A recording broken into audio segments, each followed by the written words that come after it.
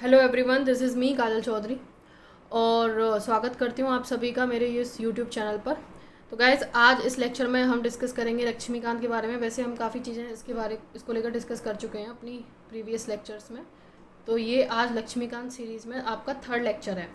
तो हम डिस्कस कर चुके हैं मेकिंग ऑफ द कॉन्स्टिट्यूशन, ये सारी चीज़ें।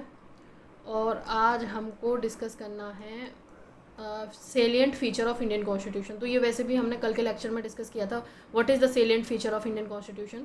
तो यहाँ हमने बताया था कि it has been borrowed from almost every constitution of the world. तो इसको कहा जाता है एक तरीके से कार्बन कॉपी भी है, लेकिन हमारा व्यू इस तरीके का नहीं है कि एक कार्बन कॉपी है। हमने कहा है कि देखो, जो चीज़ें हमें सूट की हमने उसको लिया, और इसे करने में कोई बुराई भी नहीं है।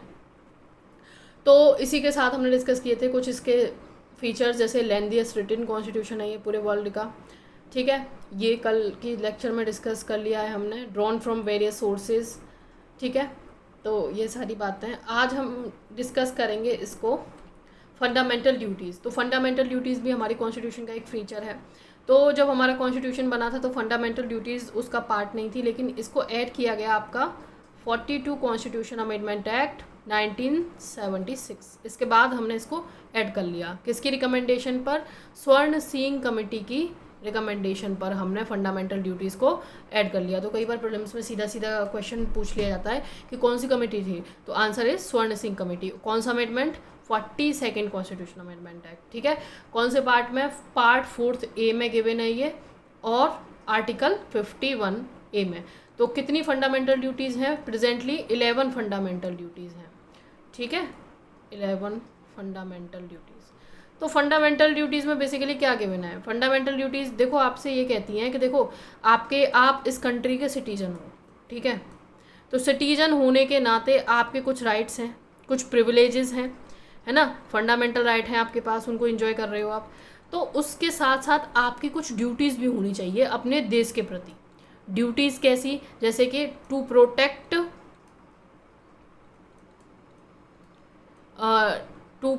या टू रिस्पेक्ट नेशनल फ्लैग। ठीक है, national flag, national song, national anthem, है ना। और क्या? To protect the public monument,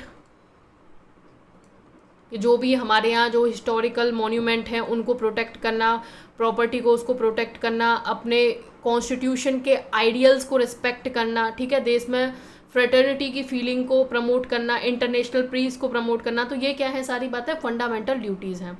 article 51 A में गिवन है, इसको भी हम एक अलग सेपरेट लेक्चर में कम्प्लीटली डिस्कस करेंगे। ठीक है, next we have is a secular state. देखो, इंडिया के बारे में कहा जाता है कि that India is a secular state. देखो, सेकुलरिज्म का कॉन्सेप्ट जो है ये वेस्टर्न कॉन्सेप्ट है ना। वेस्टर्न कॉन्सेप्ट क्यों कह रही हूँ मैं इसको? क्योंकि सबसे पहले हमें जो सेकुलरिज्म है वो वहीं देखने को मिला।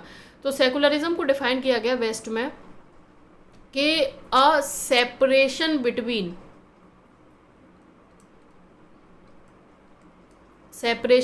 हुम? Church and king. अब किंग की जगह कौन है? स्टेट। कि देखो भाई, जो स्टेट है वो सेकुलर है और वो किसी भी व्यक्ति के रिलीजन में इंटरफेयर नहीं करेगी। ठीक है, there is a separation between religion and the state. ठीक है, तो सेकुलरिज्म ये क्या है? ये वेस्टर्न सेकुलरिज्म है। अब इंडिया के केस में कौन सा सेकुलरिज्म है? देखो, इंडिया का सेकुलरिज्म कहा जाता है positive secularism, positive concept. Why positive? क्योंकि हमारे इंडिया में कहा कि देखो, हाँ, स्टेट जो है किसी की रिलीजन में इंटरफेयर तो नहीं करेगी, स्टेट किसी के रिलीजन में इंटरफेयर नहीं करेगी, ये बात ठीक है, लेकिन स्टेट हर रिलीजन को प्रोटेक्ट करेगी। ठीक है, प्रोटेक्ट ऑल रिलीजन। इसका क्या मतलब है? देखो भाई, इंडिया क्या है? इंडिया एक मल्टी रिलीजियस सोसाइटी है ना। यहाँ काफ़ी सारे रिलीजन हैं लोगों के, ये काफ़ी सारे इंडिया में लोग जो हैं उनके काफ़ी रिलीजियस, अलग अलग लोगों का अलग अलग रिलीजियन। तो ऐसे में क्या है कि इंडिया के पार्ट पे ये रिस्पॉन्सिबिलिटी है कि जो भी रिलीजियस चीज़ें हैं इंडिया में, जो भी रिलीजन के नाम पर सोशल एविल एग्जिस्ट करते हैं, स्टेट क्या करेगा, उन सोशल एविल्स को एलिमिनेट करेगा। लेकिन वहीं अगर मैं वेस्टर्न सेकुलरिज्म की बात करूं तो स्टेट को कोई मतलब नहीं है रिलीजन से, आप रिलीजन में अपने में क्या करते हैं। लेकिन इंडिया के केसेस में अगर आप रिलीजन के नाम पर कोई भी सोशल इविल्स को प्रैक्टिस करते हैं तो स्टेट उसको क्या करेगा, स्टक डाउन कर देगा। स्टेट आपको ऐसा नहीं करने देगा, स्टेट उसके अगेंस्ट लॉ लेकर आएगा। ठीक है, तो ये क्या है, positive concept of Indian secularism. तो अगर मैं इंडिया में बात करूं तो देखो, इंडिया में कहीं ना कहीं अगर मैं हिंदुइज्म की ही बात करूं तो हिंदुइज्म में कहीं ना कहीं वुमेन्स को इन्फीरियर रखा गया है मेन की, है ना। कुछ प्रैक्टिसेस आपने अपने घर में भी देखी होंगी कि women is inferior to men. तो जैसे कि मनुस्मृति में भी कहा गया है, वुमेन के बारे में उल्टा सीधा लिखा है बहुत ज़्यादा। तो उसी प्रकार क्या है कि हिंदुइज्म में काफ़ी सारी चीज़ें लिखी गई हैं। तो ऐसे में क्या है, स्टेट है, स्टेट कहता है आर्टिकल 14। आर्टिकल 14 क्या कहता है, equality before law and equal protection of law. Everyone is equal in the eyes of law. सभी, चाहे कोई किसी भी रिलीजन का हो, किसी कास्ट का हो या किसी सेक्स का हो, सभी लोग क्या है, इक्वल हैं। तो मैन और women all are equal in the eyes of law. ठीक है, और वुमेन्स को कुछ सेफ गार्ड भी प्रोवाइडेड है इंडियन कॉन्स्टिट्यूशन के द्वारा। तो ये क्या है, पॉजिटिव कॉन्सेप्ट ऑफ सेकुलरिज्म। ठीक है, तो ये हमारा इंडियन सेकुलरिज्म है। ठीक है, और सेकुलर वर्ल्ड को हमने ऐड किया था by 42nd constitution amendment act 1976 के द्वारा। कहाँ पे, प्रीएम्बल में। I hope it is clear now. चलिए फिर मूव करते हैं आगे। अब आता है यूनिवर्सल अडल्ट फ्रेंचाइज। ये क्या होता है universal adult franchise? Universal adult franchise होता है बेसिकली कि every citizen who is not less than 18 year of age has a right to vote. मतलब ये हमने फर्स्ट लेक्चर में भी डिस्कस किया था कि यूनिवर्सल अडल्ट फ्रेंचाइज बेसिकली क्या होता है। यूनिवर्सल अडल्ट फ्रेंचाइज होता है कि देखो, इंडिया में कोई भी व्यक्ति जो 18 साल से ऊपर तक का है उसको वोट देने का अधिकार है। ये बहुत ही सिंपल सा मतलब हो गया इसका। ठीक है, अब ये मैटर नहीं करता कि देखो वो कौन सी कास्ट से आता है, कौन सी रिलीजन से आता है, कौन सी रेस से आता है, कौन से सेक्स से आता है, या लिटरेसी क्या है उसकी, वेल्थ कितनी है उसके पास। अब इंडिया में देखो ऐसा नहीं हो सकता। देखो अंबानी है, अगर अंबानी के पास ज़्यादा वेल्थ है, वो ज़्यादा टैक्स दे रहा है, तो उसके पास उसके जो वोट की वैल्यू होगी वो किसी कॉमन आदमी से ज़्यादा होगी। इंडिया में ऐसा नहीं हो सकता। क्यों? We have a universal adult franchise. यही होता है यूनिवर्सल अडल्ट फ्रेंचाइज। मान लीजिए कोई इंसान जो है वो आपसे ज़्यादा एजुकेटेड है, उसके पास ज़्यादा डिग्रियां हैं, या फिर पर्टिकुलर उसने कोई एग्जाम क्लियर कर रखा है, या फिर कोई वो पर्टिकुलर पोस्ट पर बैठा हुआ है। तो ऐसे में ये नहीं हो सकता कि भारत सरकार क्या करे कि उसके वोट की वैल्यू ज़्यादा कर दे आपसे। ठीक है, यहाँ चाहे कोई पुअर है या रिच है या एजुकेटेड है, लिटरेट है, सबकी वैल्यू, वोट की वैल्यू बराबर है और सभी को वोट देने का अधिकार है। यही होता है यूनिवर्सल अडल्ट फ्रेंचाइज। ठीक है, 61st कॉन्स्टिट्यूशन अमेंडमेंट के एक्ट के द्वारा हमने 88 में वोटिंग एज को रिड्यूस कर दिया। पहले थी हमारी 21 ईयर, फिर हो गई हमारी 18 साल तक कर दिया हमने। ठीक है, यही वही टाइम था जहाँ इलेक्शन कमीशन के हमने 2 चीफ इलेक्शन कमीशन को भी बढ़ाया था, उसको हम डिस्कस करेंगे आगे। तो फिलहाल के लिए हमारा ये है कि यूनिवर्सल अडल्ट फ्रेंचाइज हमारे कॉन्स्टिट्यूशन का ये एक फीचर है, और ये क्या होता है ये हमने अभी यहाँ पर डिस्कस कर लिया है। अब आता है सिंगल सिटीजनशिप। इंडिया में कैसा है कि सिंगल सिटीजनशिप है। देखो हमारी पॉलिटी तो डुअल है। डुअल कैसे? एक सेंटर है और एक स्टेट है। ठीक है, दोनों के बीच में क्या है? Division of power. दोनों अपनी पावर को कहाँ से लेती हैं? कॉन्स्टिट्यूशन से। लेकिन आपकी जो सिटीजनशिप है वो सिंगल है। वहीं अगर मैं यूएसए की बात करूँ तो वहाँ पे क्या है? डबल सिटीजनशिप है। कोई भी पर्टिकुलर सिटीजन है वो 2 तरीके की प्रिविलेज इंजॉय करता है। एक तो as a citizen of state, दूसरा as a citizen of whole country. तो इंडिया के केस में ऐसा नहीं है। चाहे आप अरुणाचल प्रदेश से हैं, चाहे आप जम्मू कश्मीर से हैं, या केरला से हैं, या फिर महाराष्ट्र से हैं, आपकी एक सिंगल सिटीजनशिप होगी और आप सभी लोग सिमिलर प्रिविलेजेस को एंजॉय कर रहे होंगे। ठीक है, तो ये क्या है? बेसिकली इंडिया की इंटीग्रिटी को मेंटेन करने के लिए, इंडिया की यूनिटी को मेंटेन करने के लिए हमने एक सिंगल सिटीजनशिप रखी पूरे इंडिया के लोगों के लिए। ठीक है, तो we have what? Single citizenship. अब आता है इंडिपेंडेंट बॉडीज। तो इंडिपेंडेंट बॉडीज बेसिकली क्या है कि देखो, हमने डिस्कस कर चुके हैं कल की क्लास में कि we have a separation of power between whom, between the judiciary, legislature and executive. मतलब तीनों जो है ये एक दूसरे के सेपरेट हैं, एक दूसरे के काम में ये तीनों इंटरफेयर नहीं करेंगी, मान लीजिए। लेकिन हाँ, there is a system of checks and balance. Checks and balance क्या होता है कि मान लो अगर कोई जुडिशरी है, वो कोई अपनी पावर्स को ज़्यादा बढ़ा देती है या फिर ज़्यादा इंटरफेयर करने लग जाती है, तो ऐसे में लेजिस्लेचर इस पर रोक लगाएगा। मान लो अगर आपका एग्जीक्यूटिव है, एग्जीक्यूटिव कोई ऐसा लॉ ले आता है जो लोगों के राइट को वॉयलेट करता है, या फिर एग्जीक्यूटिव जो है अपनी पावर को बढ़ा लेता है ना, तो ऐसे में जुडिशरी इसको काउंटर करेगी। तो what we have, separation of power, at the same time the system of checks and balance. ठीक है, इसी को हम कहते हैं चेक्स एंड बैलेंस। इसके साथ साथ हमारे पास कुछ इंडिपेंडेंट बॉडीज भी हैं, वो क्या इंश्योर करती हैं, डेमोक्रेसी की इफेक्टिव फंक्शनिंग को। देखो, सिर्फ इनसे ही तो डेमोक्रेसी की इफेक्टिव फंक्शनिंग हो नहीं सकती, लेजिस्लेचर, जुडिशरी से और एग्जीक्यूटिव से, आपको कुछ और भी बॉडीज की रिक्वायरमेंट होगी। तो first we have election commission. Election commission का काम क्या होता है, आप सभी को पता होगा, पूरे इंडिया में फ्री एंड फेयर इलेक्शन को कंडक्ट कराना। और कहाँ कहाँ ये इलेक्शन कमीशन कंडक्ट कराती है, पार्लियामेंट का, स्टेट लेजिस्लेचर का, प्रेसिडेंट का और वाइस प्रेसिडेंट का। तो ये आपको याद रखना है। देखो, स्टेट लेजिस्लेचर का भी अगर इलेक्शन कमीशन ऑफ इंडिया कराती है, तो स्टेट इलेक्शन कमीशन क्या कराती है, ये आप मुझे कमेंट सेक्शन में बताएंगे कि अगर इलेक्शन कमीशन का भी स्टेट लेजिस्लेचर का भी इलेक्शन कमीशन के द्वारा किया जा रहा है, तो फिर स्टेट इलेक्शन कमीशन के द्वारा किसका इलेक्शन कराया जाता है। ठीक है। और दूसरी चीज़ ये है comptroller and auditor general of India. इसका काम क्या होता है, बेसिकली गवर्नमेंट के एक्सपेंडिचर को चेक करना कि गवर्नमेंट ने जो एक्सपेंडिचर किया है क्या वो सही है। ऐसा तो नहीं है फालतू में गवर्नमेंट खर्चा किए जा रही है, उसकी कोई नीड नहीं थी लेकिन गवर्नमेंट ने खर्चा कर दिया। तो ये सारी चीज़ों को, ये गवर्नमेंट के अकाउंट्स को ऑडिट करता है, ठीक है, और उनकी स्क्रूटनी करता है। ठीक है, तो ये किसका काम होता है, कंप्ट्रोलर और ऑडिटर जनरल ऑफ इंडिया का। एक हमारे पास संस्था है UPSC, union public service commission. इसके बारे में मुझे लग रहा है आपको ज़्यादा बताने की जरूरत नहीं होगी, वैसे तो हम इसको डिस्कस करेंगे लेकिन फिर भी ब्रीफ में।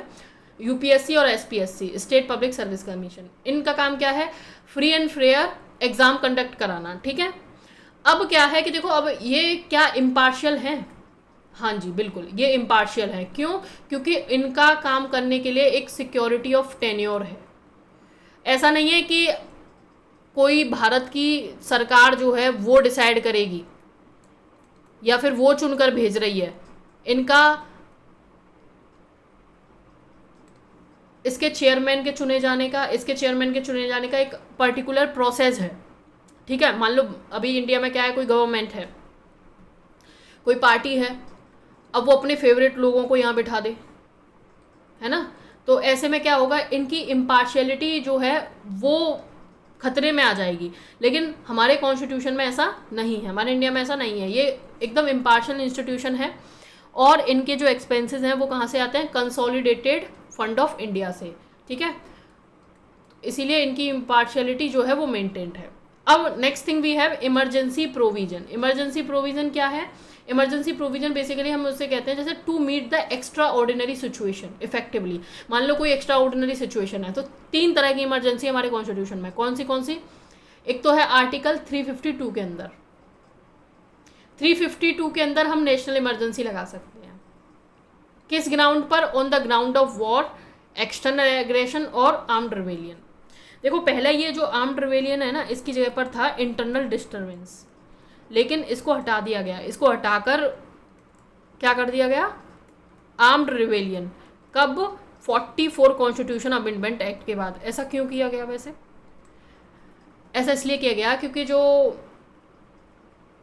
हमारे इमरजेंसी के टाइम पर इंदिरा गांधी की सरकार ने जब इमरजेंसी लगाई थी पूरे देश में, तो उसकी जो प्रोसेस थी वो ट्रांसपेरेंट नहीं थी। ठीक है, उसका जो ग्राउंड था कि किस बेसिस पर उस सरकार ने इमरजेंसी को लगाया वो क्लियर नहीं था। तो इसीलिए हम सुप्रीम कोर्ट ने कहा कि देखो, इमरजेंसी तभी लगाई जा सकती है नेशनल इमरजेंसी पूरे देश में, तब आर्म्ड रिवेलियन हो। क्योंकि अगर कोई भी गवर्नमेंट इंटरनल डिस्टर्बेंस के नाम पर अगर इमरजेंसी लगा देती है तो भाई इंटरनल डिस्टर्बेंस तो कुछ भी हो सकता है ना। अब इंटरनल डिस्टर्बेंस कुछ भी हो सकता है, उसको वो कैसे भी डिफाइन कर सकती है। तो ये टर्म काफ़ी एम्बिगुअस थी, तो इसीलिए सुप्रीम कोर्ट ने कहा कि देखो आर्म्ड रिवेलियन होना चाहिए पहले, ठीक है। तो इसीलिए इसको स्टक डाउन कर दिया गया और यहाँ वर्ड ऐड करा आर्म्ड रिवेलियन। अब आता है स्टेट इमरजेंसी। स्टेट इमरजेंसी कहाँ कब लगाई जा सकती है? Under article 356 of Indian constitution. कब? देखो ये स्टेट इमरजेंसी आपकी दो चीज़ों पर लगाई जा सकती है। पहला, जब आपका कॉन्स्टिट्यूशन मशीनरी जो है वो फेल कर जाए, मतलब कोई भी कॉन्स्टिट्यूशनल ऑफिस है वो प्रॉपर तरीके से फंक्शन ना करे, तो ये कब लगाई जाएगी? आर्टिकल 356 के अंदर। इसको भी हम डिटेल में डिस्कस करेंगे लेकिन वो बाद में। तो 356 के अंदर कब लगाई जाती है? जब कॉन्स्टिट्यूशन मशीनरी फेल कर जाती है। और दूसरा आता है 365, मतलब ये तब लगाई जाती है जब स्टेट जो है सेंटर की गाइडलाइंस को फॉलो ना करे या सेंटर की डायरेक्शंस को फॉलो ना करे, तब जो हम इमरजेंसी लगाएंगे वो लगाएंगे हम 365 के अंदर। और स्टेट इमरजेंसी को हम बोलते हैं प्रेसिडेंट रूल भी, ठीक है। चलिए फिर आगे बढ़ते हैं।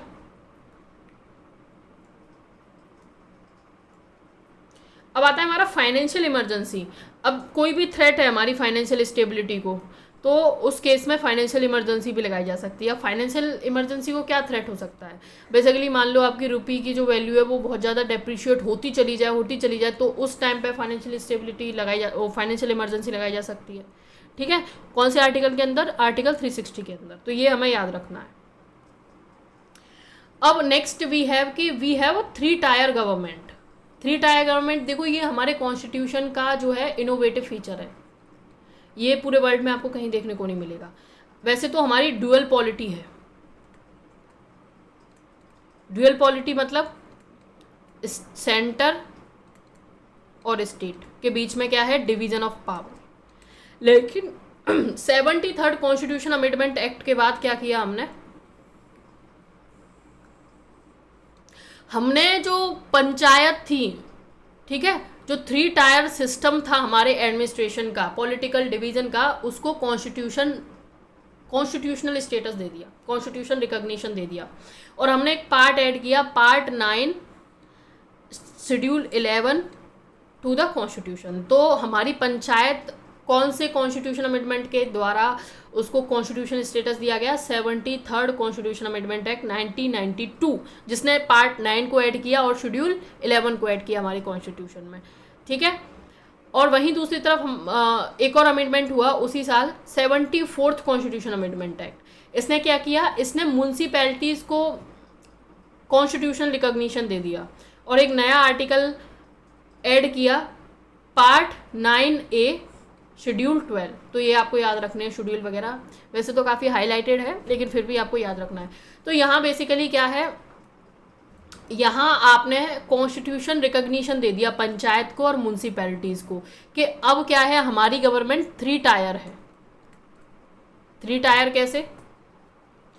3 टायर ऐसे देखो, एक हो गया आपका सेंटर, एक हो गया स्टेट